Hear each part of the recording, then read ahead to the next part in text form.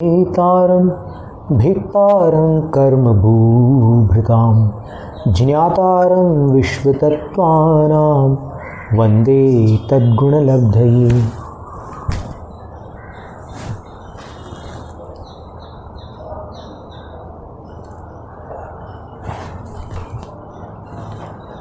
बीसवीं सदी के महान गुरु आचार्य शांति सागर महाराज हुए और सबके गुरु भगवान महावीर स्वामी हुए। तो सबसे पहले तो देवाधिदेव परम भट्टारक, वर्तमान तीर्थ शासन नायक अरहंत परमात्मा तीर्थंकर भगवान श्री महावीर स्वामी को नमस्ते। फिर उनकी जो आगम धारा है, जिनवाणी है, शुद्ध परंपरा है, वो सरस्वती माता है। अपन आज के सारे शास्त्र भंडारों के ग्रंथ एकत्रित कर लें तो भी जो सरस्वती का स्वरूप शास्त्र में बताया है वो उतने सारे शास्त्र भी सरस्वती माता की एक उंगली के बराबर नहीं होंगे, क्योंकि सरस्वती का जो स्वरूप दिया है शास्त्र में उसमें ये लिखा है, वीरसेन आचार्य महाराज ने धवल ग्रंथ में लिखा है, 12 अंग गिज्झा वेलिय मल मूड दंसणो तिलया विविह वर चरण भूसा पसियौ सुय देवया स्वीरम। 12 अंगों से जो ग्राह्य है, अर्थात जिनकी रचना 12 अंगों से हुई है। सरस्वती माता साक्षात 12 अंगों की मूर्ति है। और वीलिय मल मूड दंसण तिलया, जो उनके ललाट पर तिलक है वह मल अर्थात अतिचार और 3 मूढ़ताएं, सम्यक दर्शन के ये सारे दोष होते हैं। इन दोषों से रहित निर्मल सम्यक दर्शन का तिलक सरस्वती माता के ललाट पर शोभित है। और विविह वर चरण भूसा, और जिनकी जो वेशभूषा है वो नाना प्रकार के चारित्र हैं, सामायिक, छेदोपस्थापना, परिहार, विशुद्धि, सूक्ष्म, सांप्राय, यथाख्यात, ये सारे चारित्र जिनकी वेशभूषा है। ऐसी सुय देवया सरस्वती देवी सुइरम पसियौ, चिरकाल तक मुझ पर यानी वीरसेन आचार्य पर प्रसन्न रहो। तो वीरसेन आचार्य महाराज सरस्वती देवी का विशेष महत्व है। अपन शास्त्र को जिनवाणी मानते ही हैं, लेकिन जिनवाणी माता जो है वो संपूर्ण 12 अंगों की एक मूर्ति है, देवी जैसी आकृति है, पर वो देवगति वाली देवी नहीं है। कल वीर शासन जयंती है तो कल इस पर चर्चा हो सकती है, पर आकृति देवी जैसी है। तो उसमें क्या क्या है उसका वर्णन उन्होंने किया है। फिर उन्होंने जयधवला के मंगलाचरण में लिखा है, अंगंग बज्जनिम्मी अणाई मज्जंत्रिणिम्मलंगाई सुयदेवय अम्बाई नमोसया चक्षुमय्याय।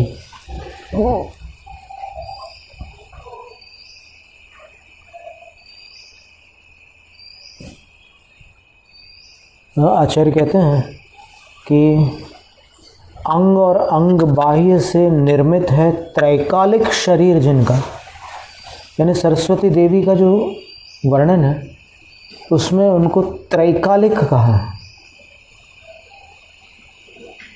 यानी अनादि से है सरस्वती। तो अंग और अंग बाह्य श्रुत से निर्मित है त्रैकालिक शरीर जिनका, और चक्षुमय्याय द्रव्यार्थिक और पर्यायार्थिक नए रूपी सुंदर नेत्रों से जो संपन्न है, ऐसी सुय देवय अम्बाए श्रुत देवी रूपी अम्मा के लिए सया नमो, सदा नमस्कार।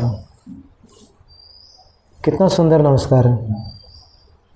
तो उन्होंने भी सरस्वती देवी की आकृति को नमस्कार किया, वीरसेन आचार्य महाराज ने। फिर बसुनंदी सिद्धांत चक्रवर्ती जो आचार्य हुए हैं, बड़े महान आचार्य थे, उन्होंने मूलाचार की टीका भी लिखी है। उन्होंने वसुनंदी श्रावकाचार भी लिखा। तो वो लिखते हैं वसुनिधि श्रावकाचार्य की 391 क्रमांक गाथा में 12 अंगंगीजा दंसन तिलिया चरितवथ हरा 14 पुव्वा हरणा ठावे यव्वा यसूय देवी। 12 अंग रूपी अंग है जिसका, सरस्वती देवी का वर्णन है कि 12 अंग रूपी अंग अर्थात शरीर है जिनका। सरस्वती देवी कैसी है? 12 अंग रूपी शरीर की धारक है। और कैसी है? दंसन तिलया, सम्यक दर्शन का तिलक उनके सिर पर लगा, ललाट पर लगा हुआ है। और कैसी है? चरितवथ हरा, चारित्र रूपी वस्त्रों को पहनी हुई है, चारित्र रूपी वस्त्र को धारण की हुई है। श्वेत वस्त्र हैं उनके, सरस्वती माता के। और कैसी है? 14 पुव्वा हरणा, 14 पूर्व रूपी 14 आभूषण पहनी हुई है। अब ये आभूषण बहुत सारे होते हैं ना, ये केश के आभूषण अलग होते हैं, नासिका का आभूषण अलग होते हैं, कर्ण के आभूषण अलग होते हैं, कंठ का आभूषण अलग होता है, भुजा का आभूषण अलग होता है, कलाई का आभूषण अलग होता है, उंगलियों के आभूषण अलग होते हैं, चरणों की जो टखने होते हैं एंकल्स, वहाँ के आभूषण अलग होते हैं, पैरों की जो उंगलियाँ होती हैं वहाँ के आभूषण अलग होते हैं, कमर के आभूषण अलग होते हैं। ऐसे 14 जो आभूषण पहनी हुई है सरस्वती माता, वो 14 पूर्व रूपी आभूषण है। 11 अंग 14 पूर्व बोलते हैं ना अपन, तो वो 14 पूर्व रूपी आभूषण उनने धारण किए हुए। और अंत में आचार्य कहते हैं कि जो ऐसी मूर्ति है सरस्वती की, वो ठावे यव्वा या सूय देवी, मंदिर में स्थापित करने योग्य है। अहवा, अथवा दूसरा विकल्प वो दे रहे हैं कि अगर आप स्थापित नहीं कर पाते तो फिर शास्त्रों को विधिवत मंदिर में विराजमान कर सकते हो।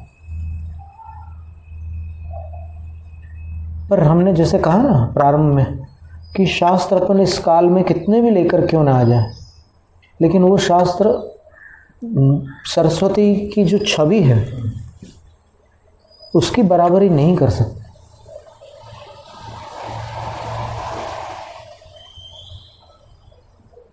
क्योंकि अंग और अंग बाह्य सब कहाँ से लाए गए? अंग बाह्य भी कितने सीमित मिल रहे हैं अपने को अभी, अंग तो पूरे ख़त्म ही हो गए दिगंबर रामनाय में। तो ऐसी बात है। तो महावीर भगवान सबसे प्रथम गुरु माने जाएंगे तीर्थंकरों में अपने लिए। अपन उनके तीर्थ शासन में है, फिर उनकी वाणी से अपना उद्धार हो रहा है। जो भी जिनका हो रहा है वो उनकी वाणी से, उनकी सरस्वती ही सबका कल्याण कर रही है। और उस सरस्वती को यहाँ तक लाने वाले गुरुजन हैं।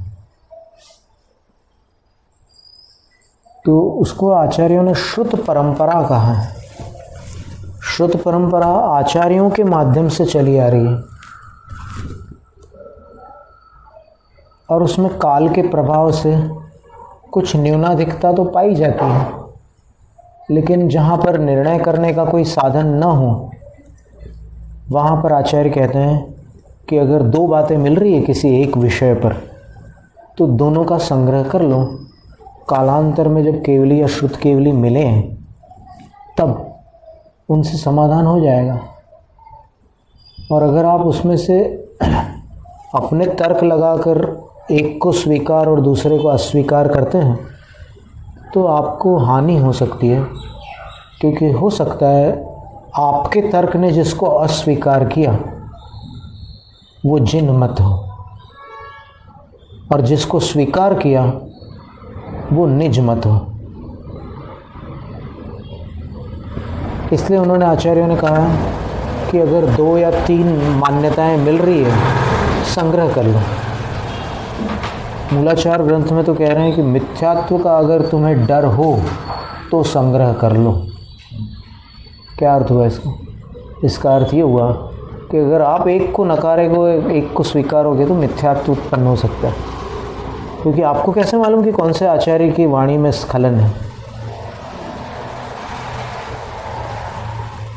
और मेरठ के एक सज्जन थे, उन्होंने तो हमसे कहा था कि उत्तर भारत में मालवा प्रांत में जो श्वेतांबर लोग, मतलब जिनसे श्वेतांबर परंपरा चली थी, ऐसे जो साधु रुक गए थे, भद्रभाव आचार्य के ही शिष्य थे वो, तो उनके पास भी कोई ज्ञान का भंडार तो रहा ही होगा। भले ही काल दोष से वहाँ अकाल के कारण उन्होंने चर्या बदल दी, लेकिन कुछ असाधारण जानकारियाँ उनके पास भी होगी। तो अपने को ज्ञान के द्वार बंद नहीं रखना है। आचार्य अकलंक देव ने तो यहाँ तक के दिया है इसमें तत्वार्थ वार्तिक के 8वें अध्याय के प्रथम सूत्र में कि अन्य मतों के पास भी जिन वचन हैं, कुछ ऐसे वचन हैं उनके पास जो जिनेंद्र भगवान के वचन हैं, वो इस काल के प्रभाव से यहाँ से वहाँ चले गए। अभी आपको पता नहीं होगा, कुछ समय पूर्व होपरी में जब हम थे तब एक डॉक्टर ने हमें बताया था कि कर्नाटक में लिंगायत संप्रदाय है, उनके पास जैन ग्रंथों का भंडार है, लेकिन वो जैनों को लौटाना नहीं चाहते। अब आप इससे अनुमान लगा सकते हैं कि अपने को अभी जितना ज्ञान प्राप्त हो रहा है वो कितना है। जितना उपलब्ध है अपने पास शास्त्र भंडार, उतना भी नहीं है। और उसके अतिरिक्त जो उनके पास शास्त्र हैं जो अपने को मिल नहीं रहे हैं, उसमें न जाने कैसे खजाने भरे होंगे। जैनाचार्यों द्वारा लिखित ग्रंथ हैं उनके पास, वो अपने को मिल नहीं रहे हैं। तो इसलिए अपन ये मान के चले कि अभी अपने को जो कुछ मिला है अपने नसीब से ही मिला है, और कुछ नहीं कह सकते इसको। अपने भाग्य से ही जितना मिला है उतना मिला है। जैसे अपन ने कल पढ़ा था, कौन से ग्रंथ में, भाव संग्रह में। भाव संग्रह में लिखा था कि नवोपचार विधि पुण्य से करने मिलती है।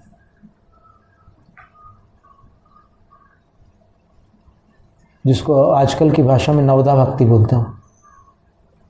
उन्होंने पात्र के लिए नवदा भक्ति बताई, अपात्र और कुपात्र के लिए निषेध किया। पात्र जितने भी हैं सबके लिए नवदा भक्ति बताई उन्होंने।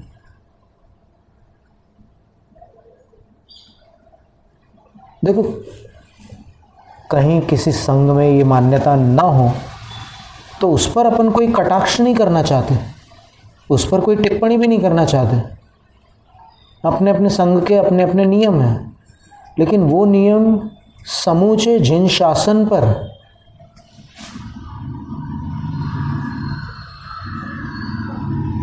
स्थापित नहीं किए जा सकते। जिन शासन जिनेंद्र भगवान के वचनों से चलता है, और जो ये भाव संग्रह है, वसुनिधि श्रावकाचार्य हैं और कार्तिकेय अनुप्रेक्षा आदि कितने सारे ग्रंथ हैं, उनमें जो बात कही गई है वो श्रद्धा के लोगों के लिए प्रामाणिक है। उनके लिए और कुछ तर्क में अथवा और कोई चर्चा में जाने की आवश्यकता ही नहीं है। जब वो गाथा कह रही है कि ऐसा है, तो फिर वो जो श्रद्धालु है वो उस गाथा से बड़ा किसी का दिमाग है ऐसा नहीं मान सकता। किसी की बुद्धि आचार्यों द्वारा लिखी हुई गाथाओं से बढ़कर के हो, ऐसा कोई भी जिनवाणी का श्रद्धालु नहीं मान सकता।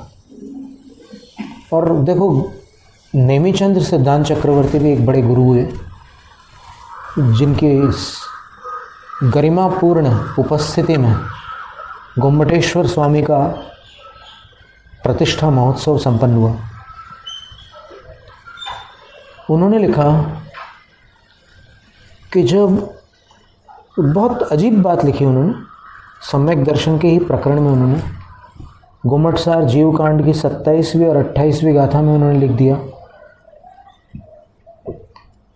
कि अगर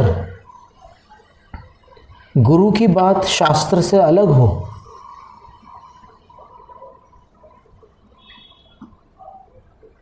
तब सम्यक दृष्टि शिष्य क्या करे।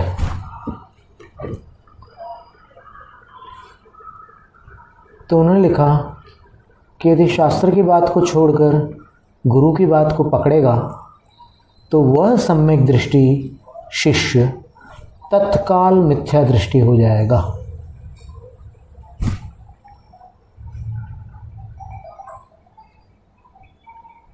कुछ समझ में आया? इससे ये बात प्रमाणित होती है कि जिन शासन कितना निष्पक्ष है, जो सर्वज्ञ की वीतराग वाणी है, उसको छोड़कर अगर गुरु का भी पक्ष लेता है तो सम्यक छूट जाता है।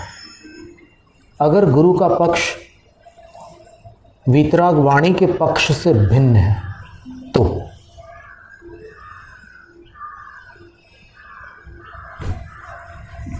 और गुरु के वचन को उपकरण कब कहा?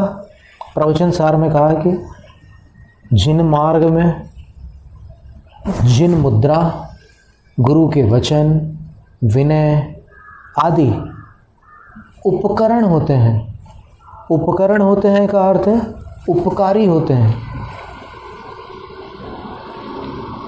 तो उस व्याख्या को आप देखिए, अपने मन से अर्थ मत लगाओ।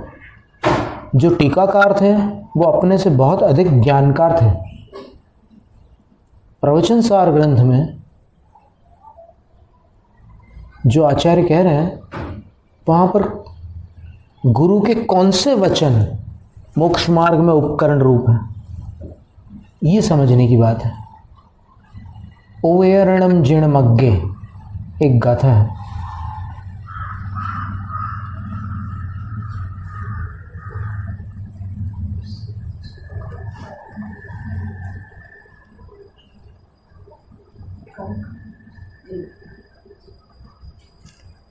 दो 225वीं गाथा प्रवचन सार की।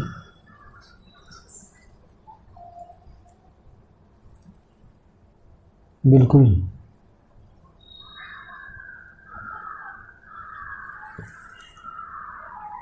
ओयरणम जिणमग्गे लिंगम जहजाद रूप मिधि भणिदम। एक तो दिगंबर मुद्रा, जो उनको दीक्षा के समय जो मुद्रा प्राप्त हुई है, वह एक उपकरण हो गया। गुरु वैणम पिय विनयो, गुरु के वचन भी जिन मार्ग में उपकारी हैं।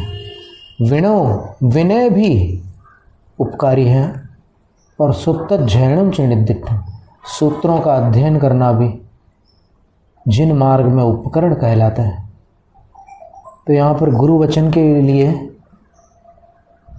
अगर अपने भारत में 60 आचार्य हैं मान लो, एक स्थूल गिनती, और 60 आचार्य अगर अपने अपने मन की अलग अलग बात करने लग जाएं तो उनके शिष्यों के लिए उनकी बात मोक्ष मार्ग में उपकरण होगी या नहीं होगी, इसका उत्तर यहाँ से अपन निकालते हैं। आचार्य क्या कहते हैं?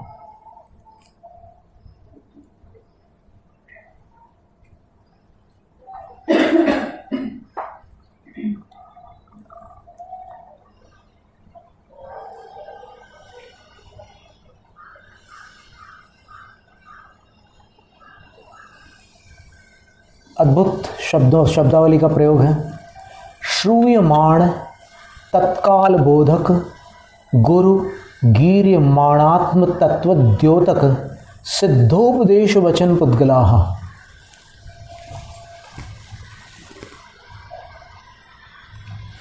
सुनने में आने वाले तत्काल बोधक, यानी आपके सामने जो तत्काल आपको ज्ञान प्रदान कर रहे हैं, बोध दे रहे हैं, ऐसे गुरु, उनके द्वारा गीर्यमाण कहा जा रहा आत्म तत्व, द्योतक, आत्म तत्व को प्रकाशित करने वाला सिद्धोपदेश वचन पुद्गला। जो सिद्धोपदेश कौन सा है? मूल जिनेंद्र भगवान का उपदेश। उसके वचन रूपी पुद्गल जो है, अगर गुरु से मिल रहे हैं तो वो गुरु के वचन मोक्ष मार्ग में उपकारी है। अगर गुरु सिद्धोपदेश से हटकर कोई अन्य उपदेश दे रहे हैं तो यहाँ पर ऐसा तो विकल्प दिया नहीं है। यहाँ पर तो एक ही विकल्प दिया है कि जो मूल भगवान के वचन है, जो सिद्धोपदेश है, जिसने कईयों को सिद्ध बनाया है, ऐसा जो उपदेश है, उसके जो वचन पुद्गल है, इंद्रिय विषय है ना, शब्द ध्वनि, तो वो वचन पुद्गल हो गया। क्योंकि पुद्गल के अलावा इंद्रियों का कोई दूसरा विषय नहीं होता। इंद्रियां केवल पुद्गल को विषय करती है।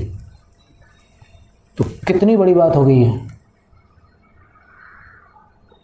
कहते हैं ना कि क्यों संकल्प विकल्प करते हो, जैसा गुरु कह रहे हैं वैसा मान लो। तो गुरु अलग अलग बात कर रहे हैं ना इस काल में। कोई कह रहे हैं कि पंचम काल है तो फिर ये थोड़ी आचरण में ढील चलेगी। तो ये आगम के वचन होंगे क्या कि आचरण में ढील चलेगी? ढील का अभिप्राय क्या है? कौन सी ढील चलेगी? 28 मूल गुणों में से 27 कर लें या 26-25 कर लें? तो फिर ये वचन जो है मोक्ष मार्ग में उपकरण भूत नहीं है, ये चर्या संबंधी वचन हो गया। और दूसरे वचन कौन से हैं? ज्ञान संबंधी वचन है। तो ज्ञान संबंधी वचन भी आगम से बाहर जा रहे हो, भले ही उसकी तुष्टि के लिए तर्क हो आपके पास, लेकिन वो तर्क उनको संतुष्ट कर सकते हैं जो व्यक्ति के श्रद्धालु हैं। जो आगम के श्रद्धालु हैं उनको आगम से भिन्न तर्क या वचन कभी भी संतुष्ट नहीं कर पाते। क्या करें? ये विडंबना है। इसलिए कह रहे हैं कि ये सिद्धोपदेश, अरहंत का उपदेश है, लेकिन कह रहे हैं सिद्धोपदेश। इसका मतलब क्या हुआ? वो सिद्ध बनाने वाला उपदेश है।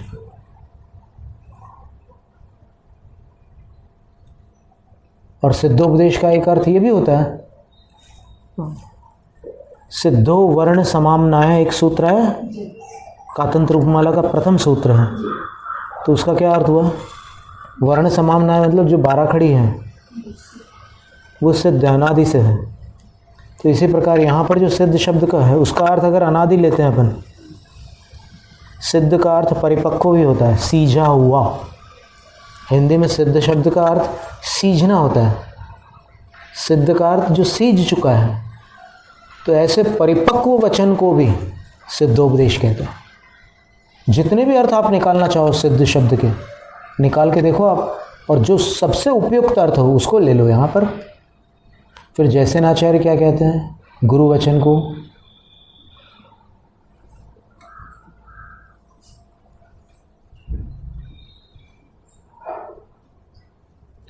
निर्विकार परम चित ज्योति स्वरूप परमात्म तत्व प्रतिबोधकम सारभूतम सिद्धोपदेश रूपम गुरुपदेश वचनम। सिद्धोपदेश रूप गुरु के उपदेश के जो वचन है वो विनय, वो इसमें उपकरण भूत है मोक्ष मार्ग में। तो अब इससे बात स्पष्ट हो जाती है कि गुरु के वे वचन जो सिद्धोपदेश रूप नहीं है वो मोक्ष मार्ग में उपकरण कैसे माने जाए। जब यहाँ पर सिद्धोपदेश रूप वचन को उपकरण माना है तो फिर जो सिद्धोपदेश रूप वचन नहीं है उसको उपकरण कैसे माने और क्यों माने।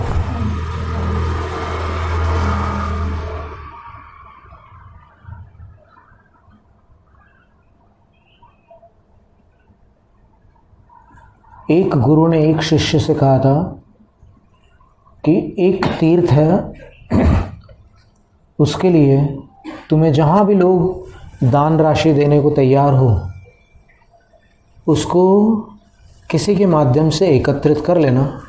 उस तीर्थ के लिए 1 करोड़ की राशि आवश्यक है।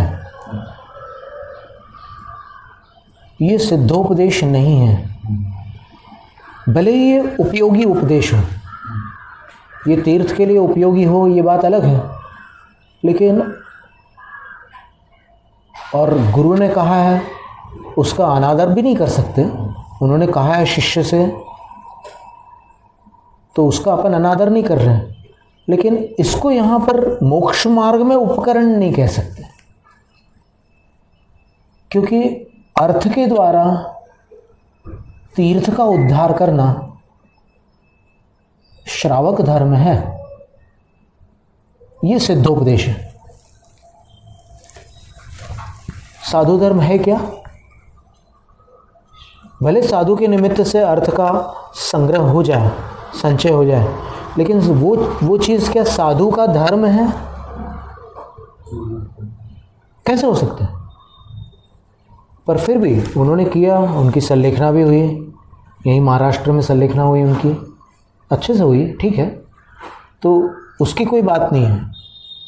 पर अभी सिद्धोपदेश की बात चल रही थी, तो हमने बताया, एक उदाहरण बताया कि ये उस समय की आवश्यकता रही होगी, इसलिए उनके गुरु ने अपने विवेक से विचार करके कुछ कहा, तो वो मोक्ष मार्ग में उपयोगी है ऐसा नहीं समझना। वो कहीं किसी काल क्षेत्र आदि में उपयोगी हो सकती है कोई बात, लेकिन वो मोक्ष मार्ग में उपकरण है ऐसा मानने में आपको ये देखना पड़ेगा कि यहाँ पर मोक्ष मार्ग में उपयोगी गुरु के कौन से वचन हैं।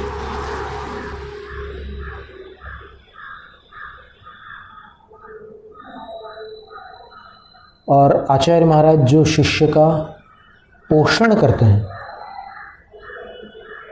पोषण शब्द का अर्थ बताया कि वो गुरु उनके भोजन की, उनके शयन की सारी चिंता करते हैं,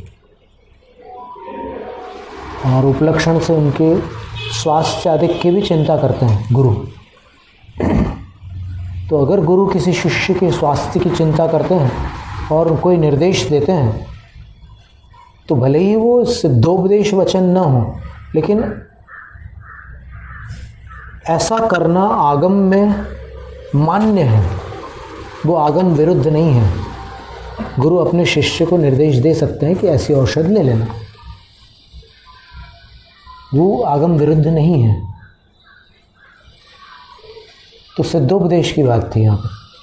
तो ऐसा करते करते जो जिनवाणी है वो बड़ी दूर से यहाँ तक चली आई है, ये गुरुओं का ही उपकार है।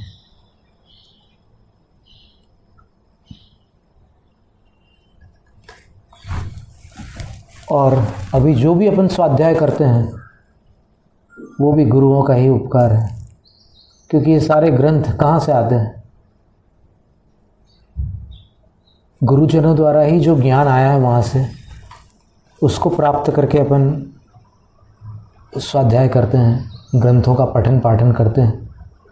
तो इसलिए गुरुओं का उपकार बहुत बड़ा है।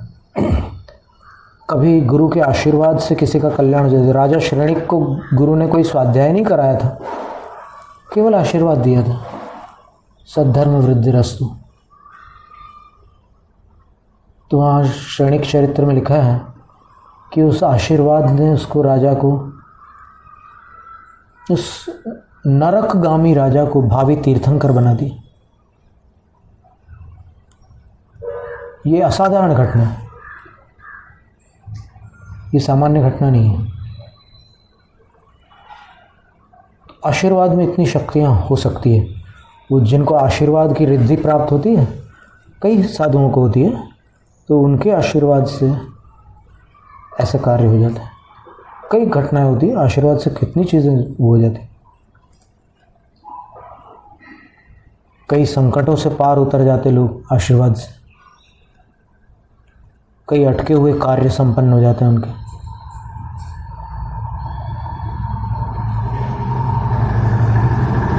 आशीर्वाद लेकर कोरोना से कितने लोग बचे हैं, ये भी आप देखो पूरा सर्वेक्षण करके।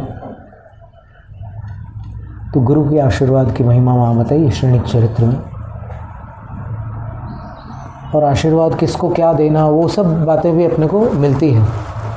पूरा हमने एक संग्रह किया था, एक आचार्य प्राभृत नाम का ग्रंथ लिखा हमने, तो उसमें आचार्य परमेष्ठी के 36 गुणों का ही विस्तार है पूरा। तो उसमें आचार्य जो आशीर्वाद देते हैं, किसको कौन सा आशीर्वाद देते हैं, आप अगर अभी सुनना चाहो तो अभी सुन लो। सुनोगे क्या?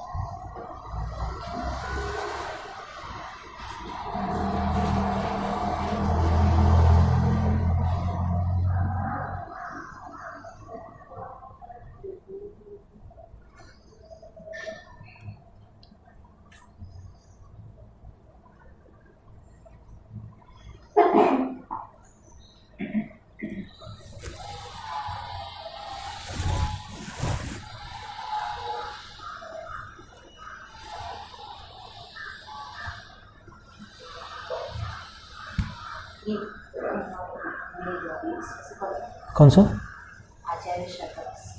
ये हमारे पास है। हाँ,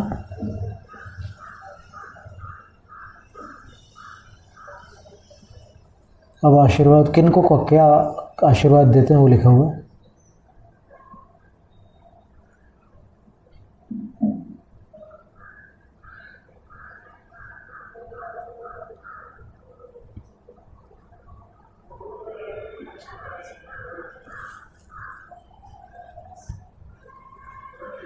कर्मक्षय अस्तु, ये आर्यका को आशीर्वाद देंगे। जब भी कोई गुरु आर्यका को आशीर्वाद देंगे तो उनको ये आशीर्वाद देंगे, कर्मक्षयोस्तु, तुम्हारे कर्मों का क्षय हो। फिर 11 प्रतिमाधारियों को जब आशीर्वाद देंगे, यानी एलक शिलक शिलिका को, यहाँ पर पुल्लिंग शब्द है तो एलक शिलकों को ले लीजिए। समाधिस्तेस्तु, तुम्हें समाधि की प्राप्ति हो। और समाधि का अर्थ समाधि मरण नहीं है, समाधि का अर्थ धर्म ध्यान है। तुम्हें धर्म ध्यान हो, ये आशीर्वाद देंगे। अथवा समता भाव को भी समाधि कहते हैं। समाधि का एक अर्थ शुद्धोपयोग भी होता है। तो यहाँ स्पेशली लिखा हुआ है कि एलक शिल्लकों को समाधि रस्तु, ये आशीर्वाद है। फिर त्रैवर्णिक भद्रेभ्यो मिथ्यादृग्भ्यो सुदृग्वतिभ्यो वा सद्धर्म वृद्धिरस्त्विति शुभमस्त्विति शांतिरस्त्विति वा।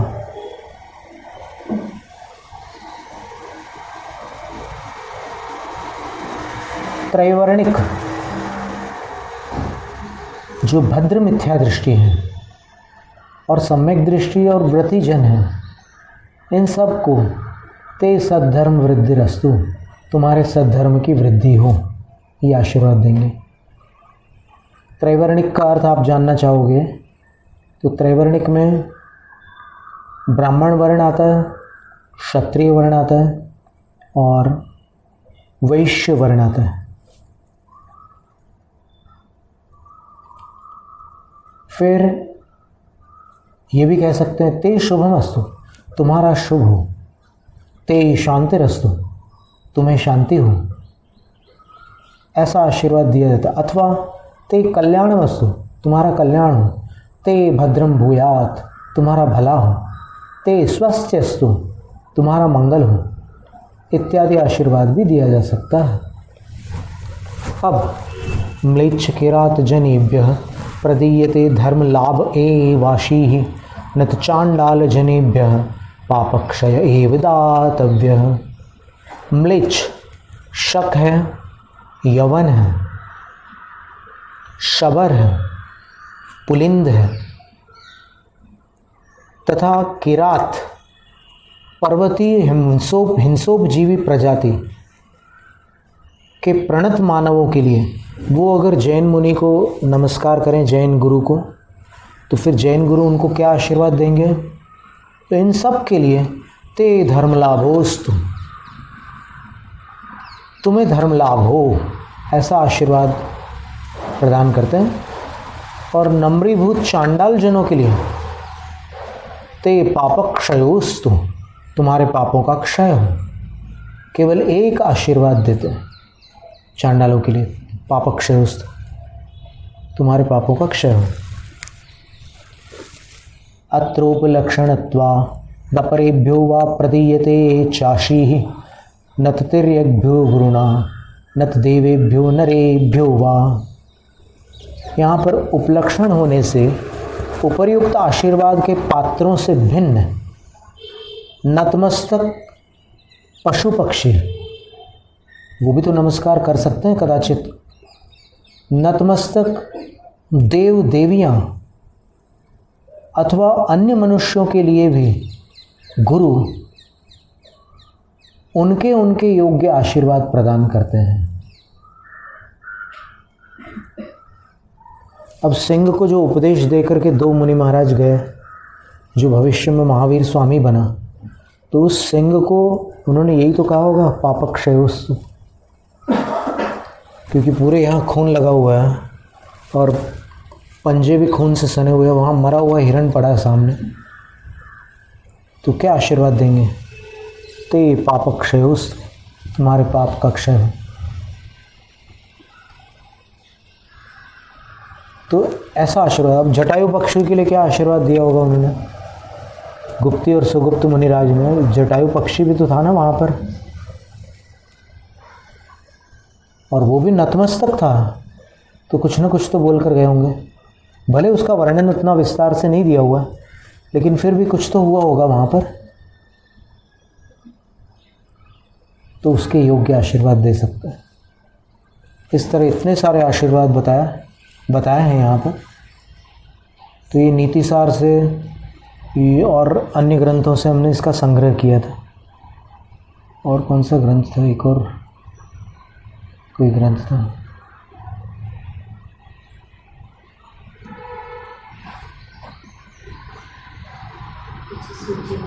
आचार सार और नीति सार, इन दो ग्रंथों से हमने ये सारे आशीर्वाद एकत्रित किए थे।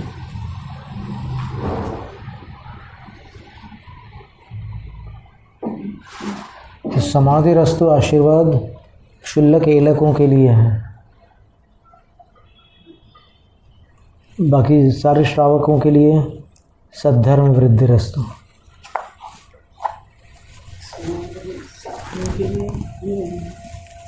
है ही नहीं, इसलिए कैसे आएगा?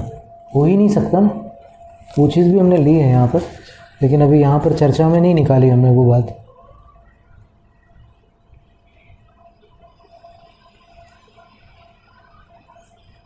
अच्छा प्रश्न पूछा है सौरभ जी ने कि आचार्य मुनि को क्या आशीर्वाद देंगे? तो फिर इसमें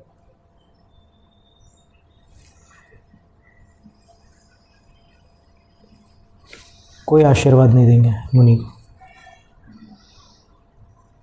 आचार्य शांति सागर महाराज जी के जीवन का एक संस्मरण है कि उनके संगस्थ मुनि ने कोई त्रुटि की होगी और प्रायश्चित ग्रहण नहीं किया, तो आचार्य श्री ने प्रतिनमोस्तु करना बंद कर दिया।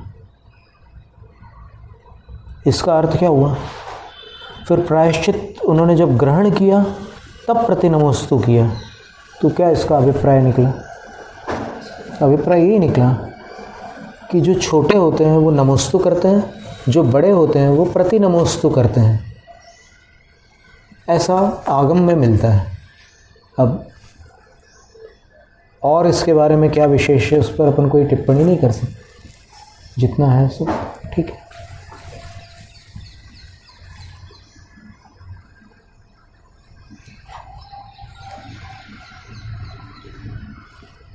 आचार्य प्रावृत पढ़ोगे तो उसमें और खुलासा मिल सकता है, और विशेष रूप से उसमें ऐसा है कि वो गणधर देव भी नमो लोए सब सवणम बोलते, नमो जिणाणम बोलते। उन्हीं के गणधर वाले दंडक में प्रथम सूत्र नमो जिणाणम है, पांचों परमेश्वरियों को नमस्कार। तो जिसको नमस्कार कर रहे हैं उसको आशीर्वाद कैसे दे सकते हैं? सीधा सा गणित है।